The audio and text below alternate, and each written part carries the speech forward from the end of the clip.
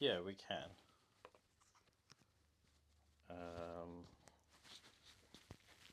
Where's the phone? Where is the phone? Out that way. Well, I'll just close this door. Oh, let me just check the video one more time. Okay, all right, that's going. We're recording, and we're off. I just want to say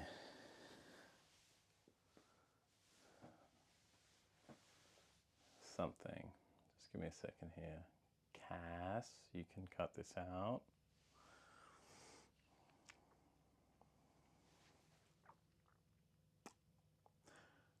All right. You love when I do that, when I do a big clap. It's very professional. It's so professional. Is it?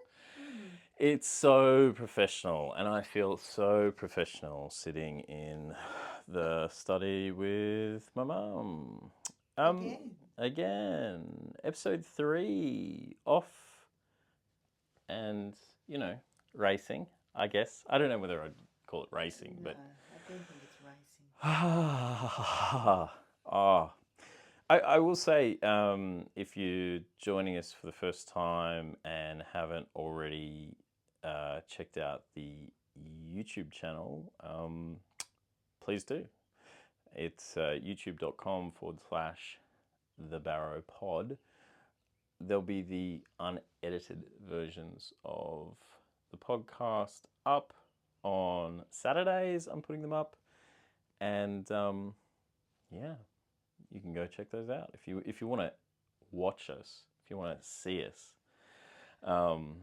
you little freakos. I don't know whether that's such a good thing. Such a good thing. No, well. And also on YouTube, we're having our Barrow review show. So we look at the books that have helped us on our writing journey thus far as we build the memoir, stuff that we're influenced by, stuff that we have come across and has sort of inspired us to write. So Mum and I talk about those books. So check those videos out as well. That's youtube.com/thebarrowpod.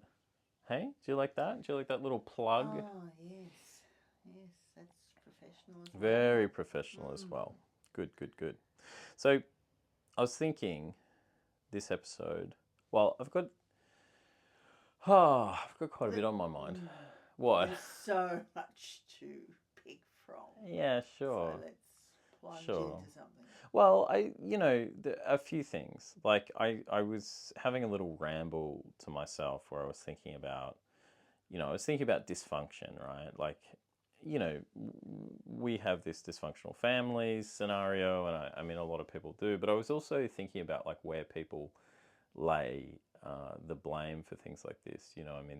Social media and technology gets the rap for all this stuff, and then I'm sort of sitting there and I'm thinking like, yeah, but we've kind of normalized a lot of stuff, and maybe this is something we can talk about later. I mean, it feels like more of a later stage thing to reflect on, because it's about society. But, I'm like, we've normalized so many things that are just unhealthy anyway. Like terrible food and high divorce rates and all sorts of things. And that's not to criticize people who are divorced. I understand that's part of life. I get it. I've had relationships break down too. I understand that. But it's like, I think we're in this position where we've normalized so many things. They don't even get a look in anymore as having an effect. We're just like, oh yeah. Yeah, well, that could be true, actually. But talking about divorce and things like that, that became a feature of my generation in the end. Yeah. And that changed a whole lot of attitudes. Maybe the church's influence was waning.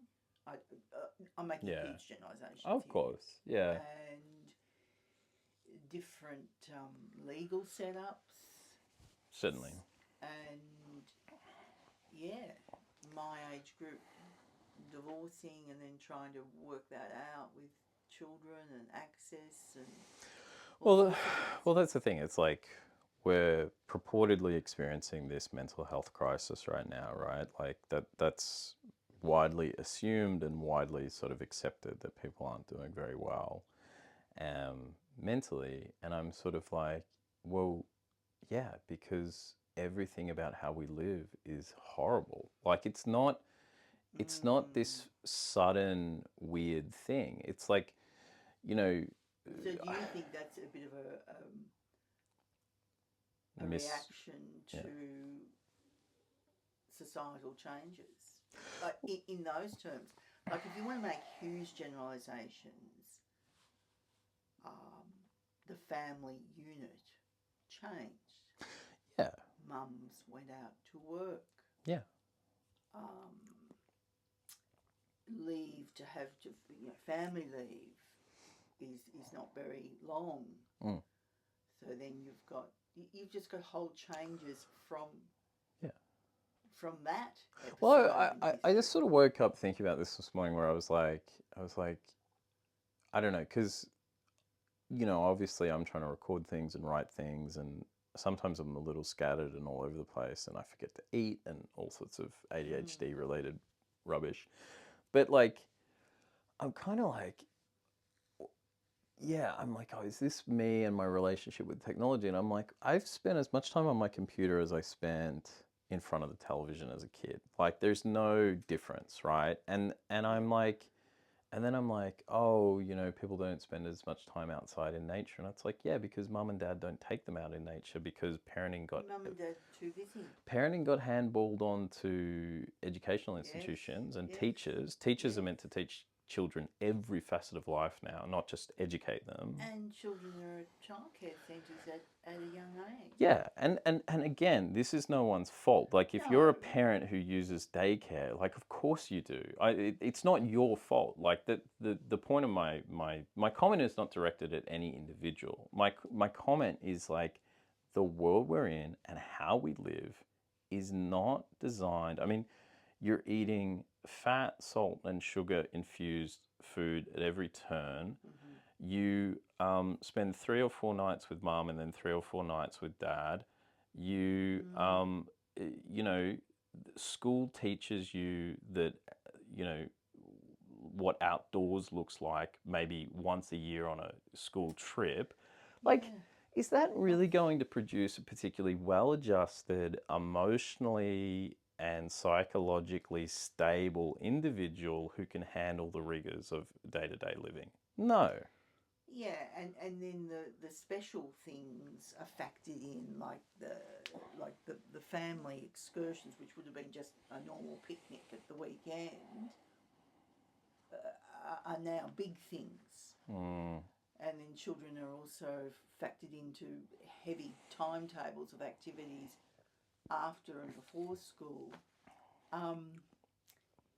But I don't know. So as society got more wealthy, with people working and wanting to work, it's like everybody got tunnel vision on a few things, which was work and product. Like this word productivity that just keeps getting pushed. What's your productivity? Your productivity. How productive are you? I mean, Labor Day weekend, you were talking to me about what Labor Day was for, which was getting that, what is it, the 8-hour day, right? Balance. And I'm like, well, we're celebrating Labor Day in 2025, but a balanced work life of an 8-hour shift went out the door about 10 years ago, like when everybody had to check their emails on a fucking Saturday. Yeah, but you see... No one's happy. No, but as society gets richer, I'm not talking about people's individual wealth, there's a change of expectations too. Well, if I go work, I earn the money, I want to buy a certain house, I want to go on an overseas holiday every year. Yes, we can eat out at cafes.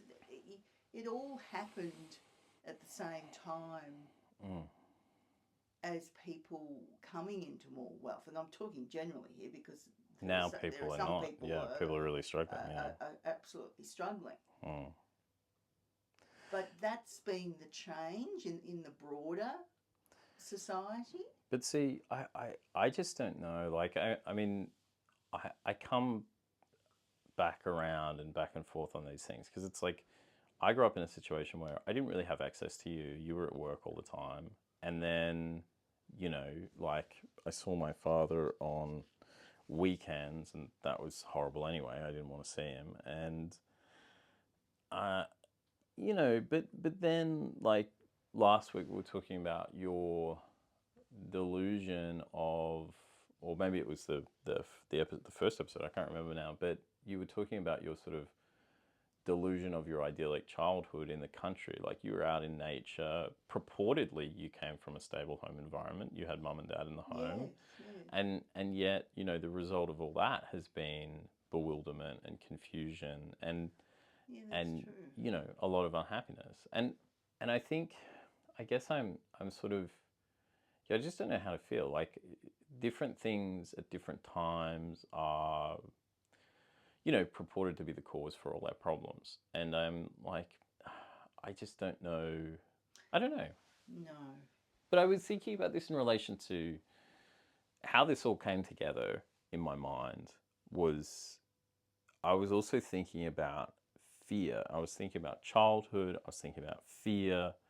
Like when I have the image of you as a little girl roaming around the bush, I think I said to you that the bush is, to me, it's like this haunted place. And you've described like one of the more evocative kind of things that recently we've come across while writing the book is that your experience with the snake. Yeah. Do you want to tell that story? Well, yeah, my dad and Granddad grandfather were cutting wood. They had I think they had a woodcutter come in and set up an enormous saw down the back. Yeah, it was one of those huge circular blades, right? Yeah. So I think they had assistants, and so that was making an enormous noise, as you can imagine. But this was, you were making firewood for the season, right? Yeah, that's right. Getting ahead of winter. Wood, and now it was time to sort of make it into stackable piles. So that's going on at the side of our house, the side of our back garden. And I come out the door because it was outdoor toilet, outdoor wash house, laundry for people who don't know what a wash house is. So I come out the kitchen door and I go across to use the toilet. Then I come out of the toilet and what I've just stepped past is a huge, long, brown snake along the chimney wall, the chimney of the kitchen fire. The outdoor wall, yeah. So I immediately just start screaming. Yeah.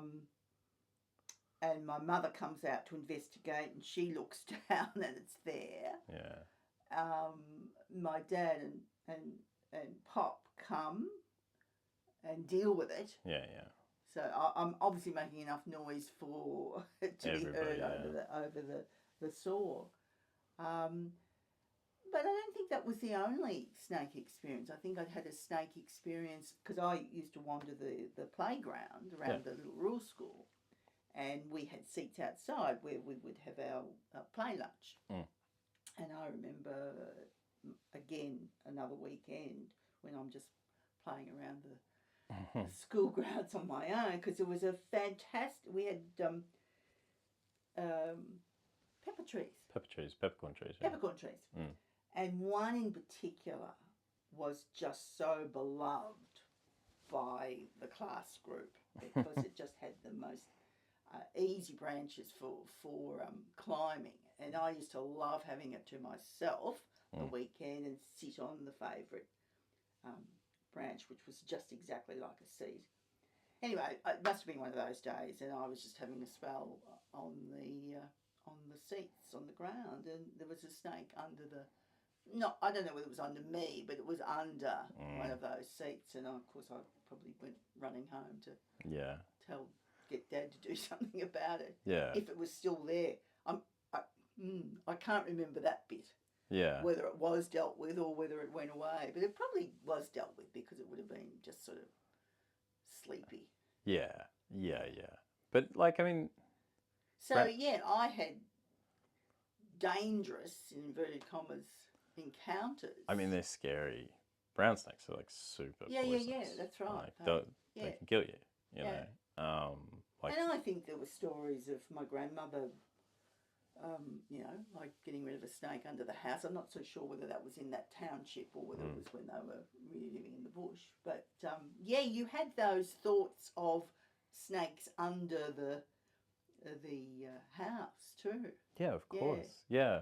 I mean, like I came across quite recently on a little trip, I came across an enormous monitor lizard. It's like the biggest goanna I've ever seen in the wild, and I put that video on the YouTube channel actually of me encountering it.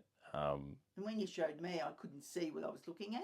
It's just so on the bark, lost in the bark. I was driving down this like little rickety track, and then there was some big thing at the side of the road, like something happening, and I got this churn in my stomach because it looked like snakes riding, right.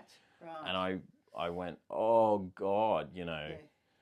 But then it sort of grew, and then it got onto the tree and it started scampering up, and I was just floored because of the size of it. I mean, it was probably about 2 meters long. Yeah, enormous. When you showed me the photo, I didn't know what I was looking at. No. It was so much the same colour as the bark. And then I was really tossing up whether to get out of the car or not to go film it, because I was like, I mean, they eat meat. Like, they're dangerous. They eat carrion too, so they eat rotten stuff. So I think if you were to get scratched or bitten by one, like, it'd be pretty bad for you. Okay. Yeah.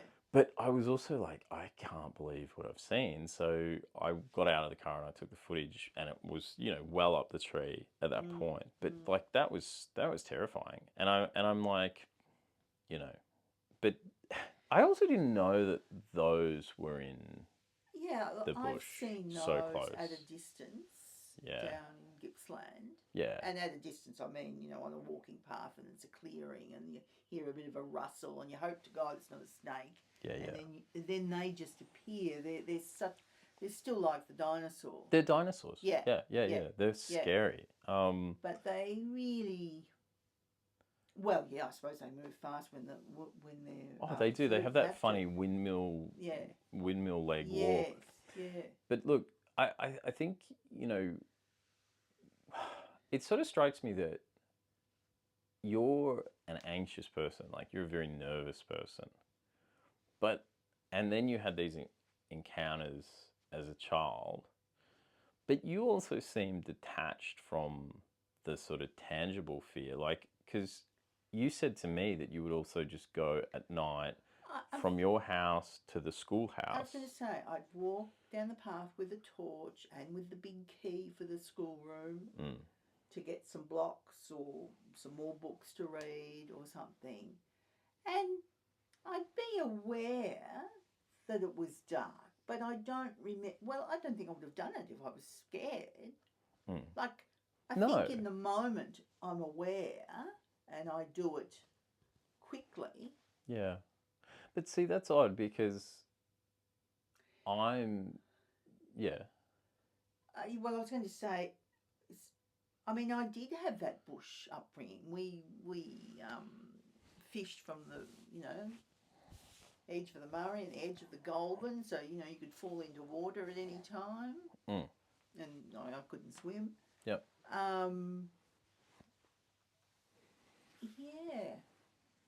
To me, they were sort of like normal fears or normal part of the environment. Well, yeah. I mean, I agree with that. But, like, it's strange to me because you're an anxious person, but those fears are not your source of anxiety, or in fact, they're not even seemingly a source of fear. Yeah, okay, you screamed as a kid when you saw a snake. Most kids would. Yeah. But like, your anxieties and your fear is in the realm of kind of the social and the like relationships with people. Yeah, it's so different. Yes. And it's funny how, like, because you were an anxious kid, but you're not walking around every day going, oh God, I hope I don't hit another snake. No. That's strange to me. It's really hard to see where that anxiety came from, because in those moments, as far as you can remember, I'm feeling free to explore. Like I put the pet dog in the doll's pram and wheel it all around the property, and then I go to the dam, and beyond the dam is real bush, snake territory. Yeah. There where we lived. But and that was just all my playground. Yeah, I guess kids are inquisitive, aren't they? Obviously allowed to do that. Yeah. See, that's the bizarre thing about the family. Things change. Things become... It all narrows down. And then we get to your experience, because what happened with that was completely out of, to us, completely out of left field. Yeah. And so then you have a very different, well, you're in the city for a start, and a very watched childhood. Well, it's very different. See, because my memory of childhood was like fear and anxiety almost constantly. Yeah. You know, just feeling supremely uncomfortable, feeling really anxious. But that was really coming and going. Yeah, and really afraid. And I guess that's to contextualize my point before. I mean, like, I know that, you know, I say things that some people will get really upset at. Like if I say, well, the kids are with mum 3 days a week and then with dad 3 days a week, 4 days a week or whatever. People are like, because it seems like an attack on the family and an attack on the home. And it's like, it's not intended that way. I mean, my experience of access, and actually that's what I'm doing in my Friday videos. This right now, actually, this week is they should line up with this episode coming out, is talking about my experiences of access and like how much that really genuinely disturbed me. Like that I felt reduced to a package that was being picked up and dropped off, but also like the fear of that other parent coming and getting you and taking you away, and you don't know what's like. I'm talking about a parent that doesn't give a shit about your welfare, but like you're going off with them and you're just terrified. Yeah. And like you're basically white knuckling it to the end of the weekend. Like, will I get home? Will I get back to mum? Like, will I be safe again? Am I going to survive this trip? Yeah, and there's two levels of that. On one level, that whole process is being normalised as more people are experiencing it. But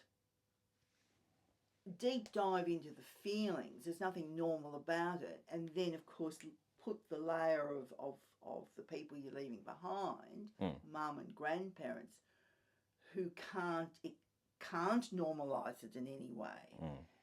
So it's a double whammy. Yeah, and that's the thing. Like, I mean, certainly they're like people. Our reactions didn't make it easier. You think? At all. Okay. No, I'm joking. But look, I know like my experiences aren't everybody's experiences, but all the same, I do think that access for children does something to them. I think even in the best case scenarios, it's a little bit like step families, and we'll get to my thoughts on step families later. That'll offend another group of people. But look, I think even in the best case scenarios, there is something transactional about going from one environment to another environment that destabilizes or disturbs something internal. Like I feel like there is like a little circuit in a kid that is, it gets cut or snipped or something. Something gets put out of alignment in that experience. And that isn't to say that like the kid's damaged forever or that you've done a terrible thing by exposing them to that. But it's just to say that I just wish people... There is a reaction. There is an effect. Yeah, and I just wish people would acknowledge that just on the lowest level, that they would just acknowledge the fact that... Because the myth that I grew up in with relation to the family court was kids are resilient. And I was just going to say that to you, because that's part of the normalisation. That was happening more and more. Divorce was a reality. Access was a reality. And I think in an attempt to appease these individual worries, there was a sense that, it's okay, children are resilient, and as long as you're an anchor for them, they'll be okay. And that could be true. It could be true. But it's also not true. But there's also a lack of acknowledgement of what each individual little person was feeling. I think people think children forget too. Like they like like they'll grow up out of it and they won't have a memory. And it's sort of like, what has always shocked me is, okay, yeah, I'm a particularly sensitive child and what have you, but like it's almost like people are in denial about that they were once children themselves. It's like, you remember your childhood. You were affected by your childhood. Every single person was. Yeah, but at the same time, people might be saying it, but at the same time, we're now talking more about intergenerational trauma. We're talking about that trauma is still embedded in you somewhere. Yeah. So. Yeah, it's interesting. Like I find we started this talking about narratives and the fact that most families are deluded to some extent, and some of that can be good and some of it's bad. But like the narratives around all this, and look, by the way, family court has changed a lot since I was a kid. I have no idea what it's like today, to be fair, right? No. So it's definitely changed, and people are more aware of stuff, sure. But I just remember that these were the narratives, that kids were resilient, and I'm like, they're not. Children are fragile. Like it's just the opposite, And that's not that, like, you need to be on eggshells around kids all the time. It's like, but I know, like, a friend who has 2 boys, and they're pretty gung-ho, hearty boys. They're so fucking fragile. And like, they're children. I mean, they're 8 and 10 or 6 and 8 or something. And it's like, when you see them, because they are sort of, they can be boisterous little boys at times, but it's like, when they meet me and I'm, friend of dad, it's taken ages for them to build up that trust of me, and their shyness kicks in immediately. And these are kids who are seen as, a little out there. Yeah. And I'm like, they're so vulnerable. I don't know how anyone could have looked at me as a 4-year-old and said, he looks particularly resilient. He looks like a 4-year-old who's scared to death. Like, this is a willful collective delusion. Part of that delusion too is that people are going to shoot me down for saying these things. Please do. It's my experience. Part of the delusion. Here we go. No. Is that mum and dad will work it out because they're still the same people. But in the leaving, in the desertion, in the abandonment, they both are no longer the same person. You have the mother left with absolutely no trust Yes. of the person who 2 weeks ago was her husband and her child's father. Yes. Yeah. That is where that gets lost. Yeah. Because of the action taken, you have got 2 people who are different. Well, this is the in thing. their relationship. Yeah. So how can you then just switch on and be the same, pretend to the little boy, oh, nothing's changed? No, I mean, we're talking about, in your case, circumstances that are like a person literally packing a house overnight and sort of getting out there and getting out of it in the middle of the night, sort of thing. It's like, well, that's over. That's done. It's like once somebody's done that, you know, their role as quote unquote parent or father is finished. Like not one thing has changed. Everything has changed. This person hasn't done one thing. This person has revealed themselves to be, you know, someone different, that can't be involved anymore. Like this person just, and that kind of, I think the thing that always troubled me growing up was there were 2 things that came out of the family court. There was this lie that children were resilient, which is just like, it's the only reason to propagate that narrative. It only serves to appease the guilt of the people involved. I find it sort of unconscionable, really. It makes me so angry. The other aspect that I have found, and again, you know, like, is that inherently the family court insists that the parents are equal and that parents and children do have a bond. And I'm like, for most cases, that may be true. It isn't always true. Sometimes a parent and a child should not have anything to do with one another. And that is an outlier experience. I understand that. But it is an experience. And I'm not the only person to have had it. I know other people who have had to go through the process of removing a parent from their life.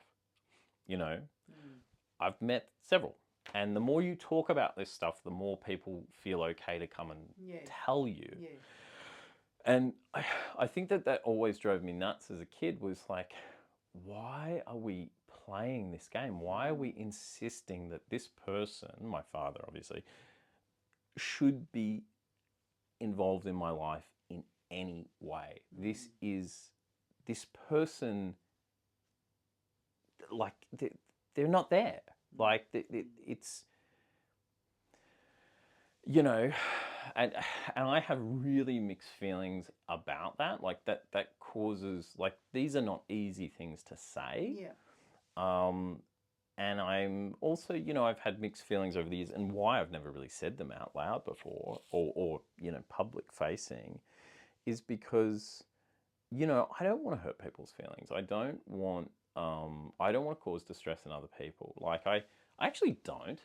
And fundamentally, like, the experiences that we've had have been, you know, I think outlier, but they've also been real, and they're not, I'm not the only one. Yeah, that's right. I have gotten to a point where I'm like, nah, I'm tired of feeling at odds with the general consensus of things. Yeah, because I think you felt dismissed Absolutely. as a child, yeah. And even as an adult, you can be easily dismissed because of the general thinking of the day. You know? I mean, look, you know, we'll talk about fear in childhood. Like, Friday night, prior to access, I would wet the bed. Saturday morning, prior to my father coming to pick me up, I would cry and cry and cry and beg you to keep me safe and not to let me go. And there were incidents where I was physically removed from the home, put in a car and driven away. Yes. Now, that experience, I'm not the only one to have those experiences, and those experiences fucked me up. End of story. Yeah.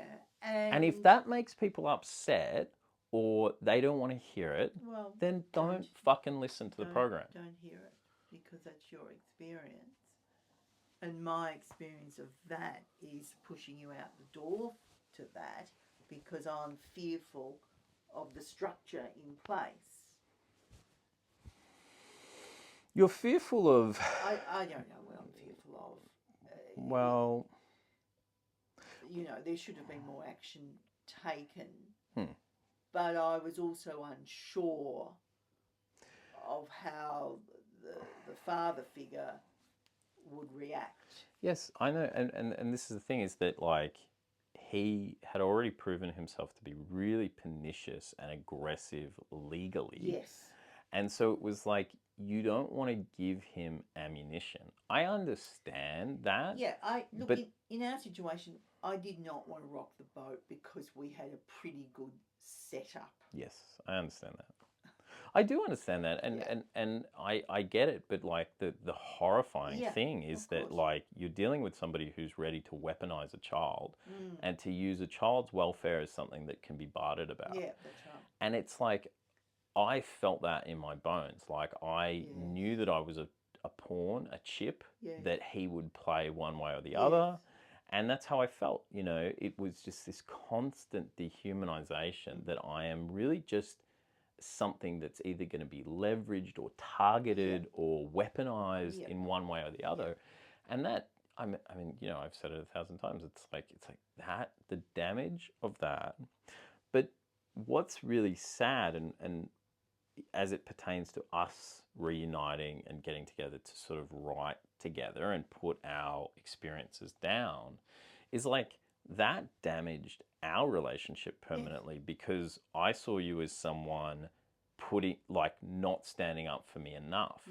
And I harbored so much resentment and anger around that for a long, long time.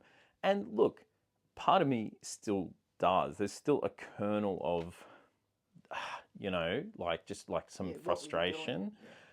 But then it's also like this impossible scenario that you're in. And I do understand your reasoning, because it's like, you're dealing with someone who has proven themselves capable over and over and over of using this, using your normal maternal reactive feelings towards me against you. Again, weaponizing the whole situation.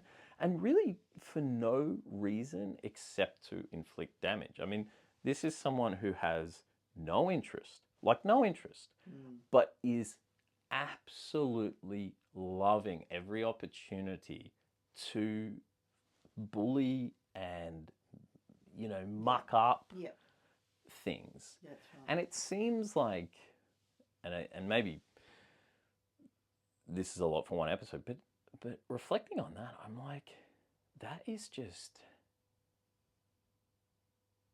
like, I have thought so much about why. And it's just... It's impossible to answer. I think it's just the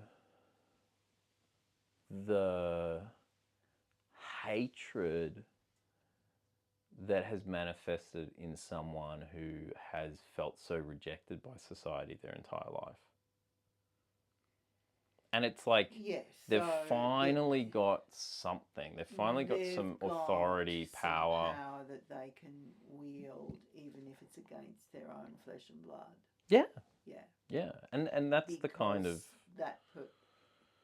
He didn't have power at any time. He never had any power. He never received any love. He never had any power. He never was respected or admired ever. And I think he understood he wasn't going to get respected or admired, but he could be feared. And he chose that rather than doing the work to garner respect and admiration from his son, he was prepared to just scare the shit out of me. Yeah. And he got his jollies that way. That's And it's like, you're just such a weakling. You're such a disgrace. Yeah, but, But the effect it's had has been... allows inflicts pain and hurt. Yeah, yeah. I mean, that's kind of... But, look, this sort of runs with this theme of fear. So, like...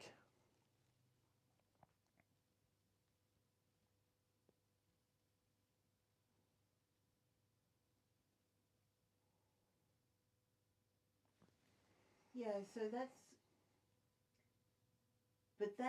real, tangible fear. You compare that to the snake. I see the snake, but I scream and I've got adults running to do something about it. You're actually picked up, put in the car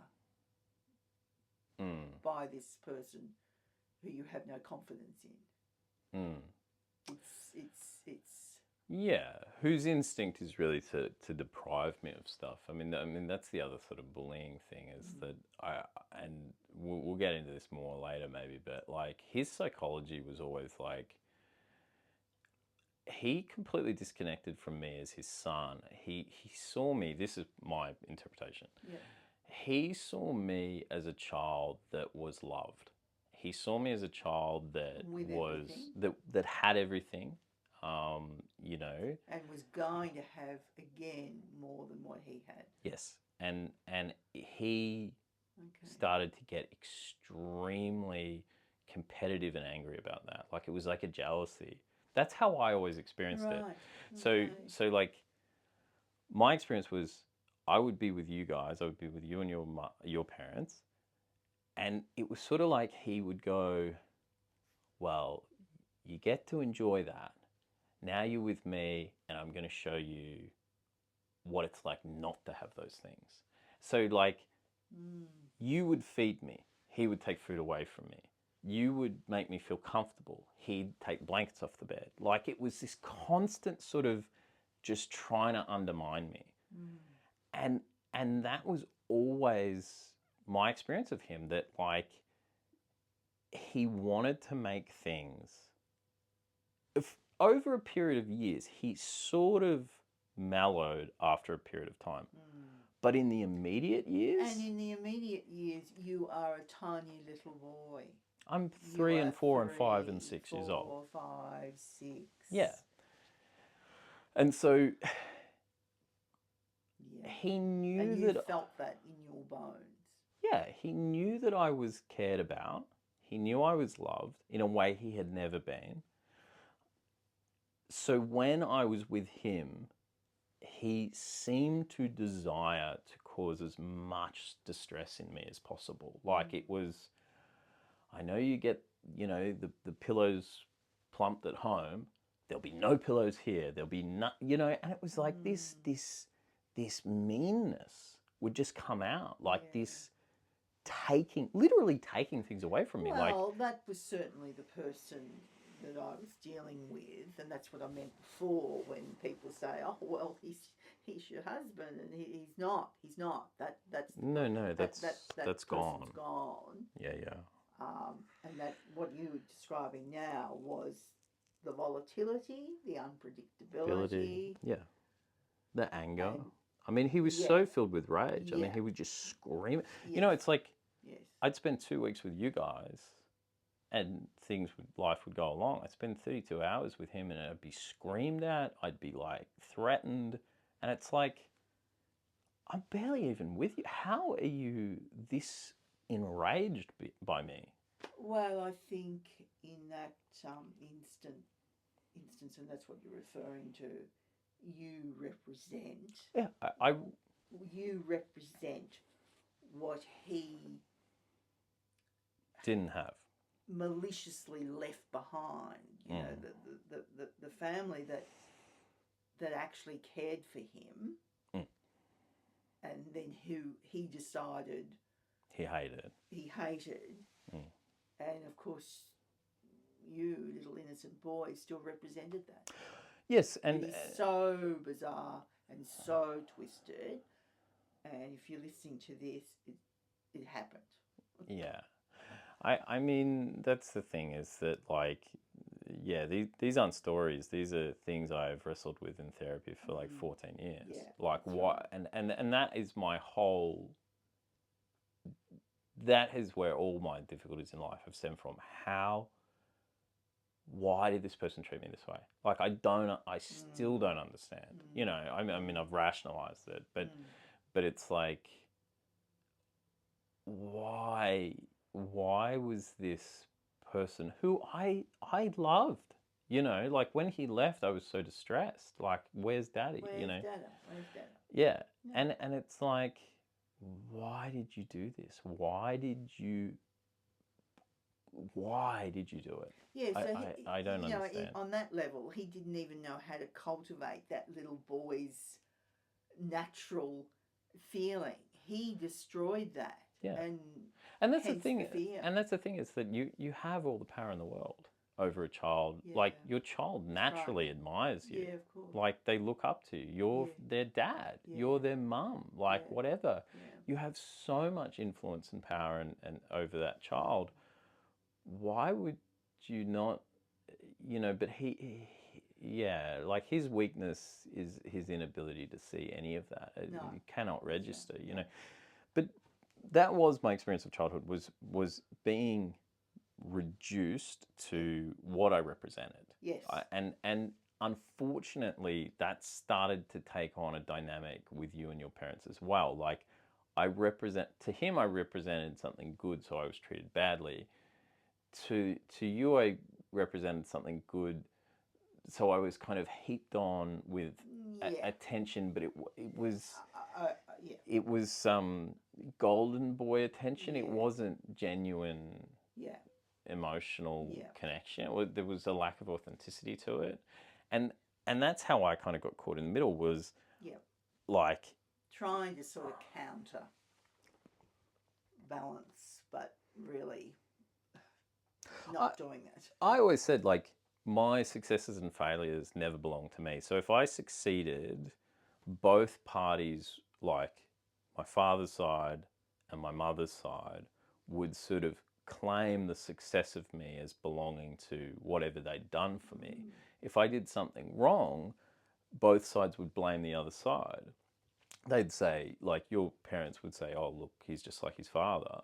Or my father would say, well, I guess it's not so wonderful at that house after all. And, like, it was never about me. It was that tension, that animosity never left. It only increased with time. And that was doubled down on in the situation we were living in. If it had just been you and I, maybe things would have mellowed. I maybe would have, found another way through in communicating with him. Yeah. All that got lost in the weeds. Yeah. Yeah.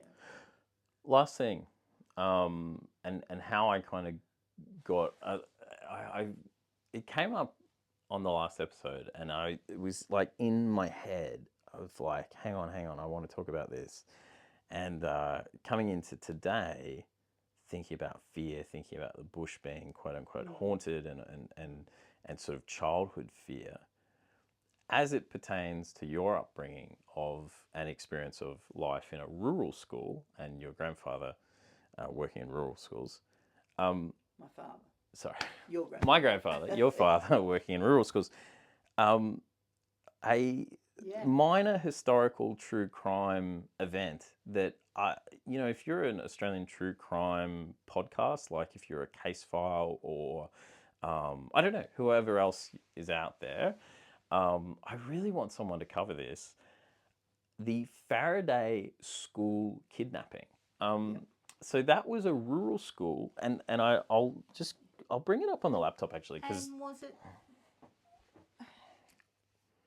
it sort of like mid-70s? Was it still when I was It was right. No, it was 72. So it was right at the end of rural schools before they were kind of like finished with. So I'm just going to read from the Wikipedia. On 6th of October 72, at a one-teacher school, okay, that's a rural school, in the rural town of Faraday in Victoria, Australia, 2 plasterers, Edwin John Eastwood and Robert Clyde Boland, kidnapped 6 female pupils and their teacher for $1 million ransom. The Victorian government claimed it would pay the ransom. The victims escaped and the criminals were captured, tried and convicted. And you know, it goes on from there. The 2 involved criminals had like a history, and I think they got up to some things afterwards or beforehand. But it's a really interesting little case because it's like this. They're mostly girls, I think. The teacher was a woman. I think she was quite a young teacher. I think yes.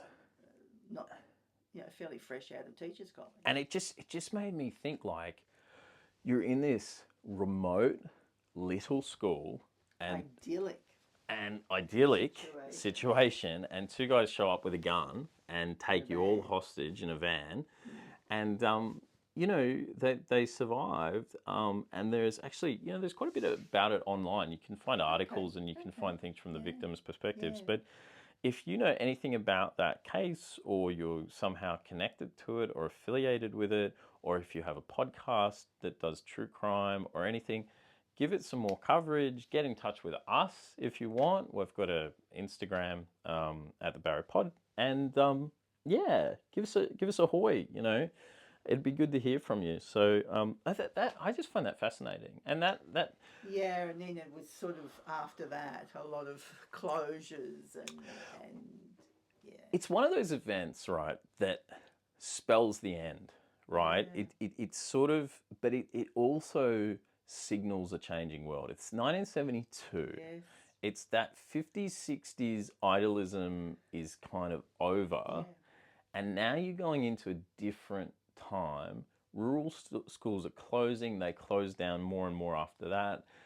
All the pupils get pushed into the big district schools. I thought it was a really interesting event to highlight as a pivotal thing. I wanted to work it in the... I want to kind of place it in the memoir, even though we're not really related to it. I mean, it's... Yeah, but we are related to that idyllic experience, because that was our experience, even when I started school at another tiny little rural school. And when you're the head teacher, and when you are such a part of the community and so respected, and I think also they were focal points of the community. Yeah, absolutely. Oh, for sure. I don't know whether this was. I think she was probably isolated. I sort of know where Faraday is and all the rest of it, but that's how they were initially existing. Faraday's sort of halfway between, I reckon, like Castlemaine and Bendigo or something. It's in that vicinity. It's in that region. Sure. Anyway, that's it from us this time round. Catch you on the next one. See you on the next one, boy. I think we sufficiently depressed everybody. Absolutely. Jesus Christ. Depressed me. Do you want a tea or a coffee or something? Yeah, coffee would be good.